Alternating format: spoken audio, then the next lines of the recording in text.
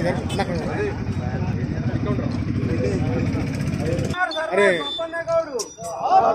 जोहार सर्वाई पप्पनगौडु जोहार सर्वाई पप्पनगौडु जोहार सरयाशेलडु जोहार सत्तार जोहार जोहार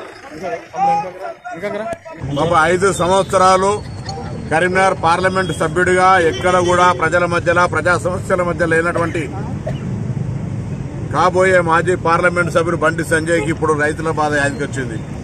అటొక పక్క కేసీఆర్ గారు, ఇటొక పక్క ఈయన. నేను అడుగుతాను, నిజంగా మీరు దీక్ష చేసే బదులు ఈ దీక్ష ఢిల్లీలో చేయమని చెప్తాను నరేంద్ర మోడీ గారు ముందట. కేంద్ర ప్రభుత్వం, రాష్ట్ర ప్రభుత్వం అభ్యర్థిస్తోంది మిమ్మల్ని. ఈ రాష్ట్రంలో రైతులకు ఇబ్బంది కలుగుతా ఉంది.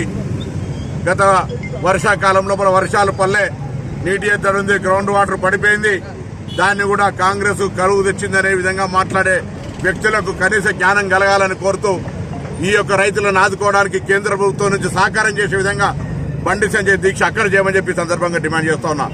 రాష్ట్ర ప్రభుత్వం కేంద్రానికి విజ్ఞాపన చేస్తా ఉంది, విభజన హామీలు కూడా అమలు చేయని. తెలంగాణ విభజనను వ్యతిరేకించినటువంటి నరేంద్ర మోడీ గారి దగ్గర ధర్నా చేసి తెలంగాణకు నిధులు తీసుకురా. ఇవాళ ఓట్ల కొరకు మొన్నటిదాకా రామును ఫోటో పెట్టుకున్నారు, నరేంద్ర మోడీ ఫోటో పనిచేసిరు. మళ్ళీ ఇవాళ రైతుల మీద ముసలి కన్నీరు గారుతున్నారు. ఇవాళ కల్లాల దగ్గర మీరు వస్తారు, కల్లాల దగ్గర రైతులు కన్నీళ్లు పెట్టుకున్నారు. ఎక్కడ వేనో బండి సంజయ్ అని అడుగుతా ఉన్నాం. ఇలా కేసీఆర్ గారు పొలాల బాట పట్టిండు, ఎక్కడికి పోయినో 4 నెలలు కాళేశ్వరం మునుగుతే కుంగుతే సలహాలు ఏమంటే ఎక్కడ పోయినావు. ఇలా రాజకీయాలకు మాత్రమే వినియోగించుకుంటున్నారు కరువును, రైతులను రాజకీయంగా. నేను డిమాండ్ చేస్తా ఉన్నా, వీళ్ళిద్దరిని కూడా రండి. కాంగ్రెస్ పార్టీ నాయకత్వంలో ప్రధానమంత్రి గారి దగ్గర దేశంలో ఇదే ఒక ప్రకృతి వైపరీత్యం, దీనికి సహకారం తీసుకురావడానికి మీకు చేతనైతే ప్రభుత్వాలు సహకరించి కేంద్రం మీద ఒత్తిడి చేద్దాం రమ్మని కోరుతా ఉన్నా. రాజకీయం మానుకోండి. ఈరోజు ధర్నాల పేరు మీద, దీక్షల పేరు మీద చేసేటువంటి డ్రామాలు, ఆస్కార్ అవార్డు గ్రహీతవు నువ్వు ఎట్లయినా డ్రామా ఆర్టిస్టువే. మళ్ళీ ఎన్నికలు రాగానే ఇటువంటి చేసుడు స్టార్ట్ అవుతుందని ముందే చెప్పినాం, స్టార్ట్ అయింది.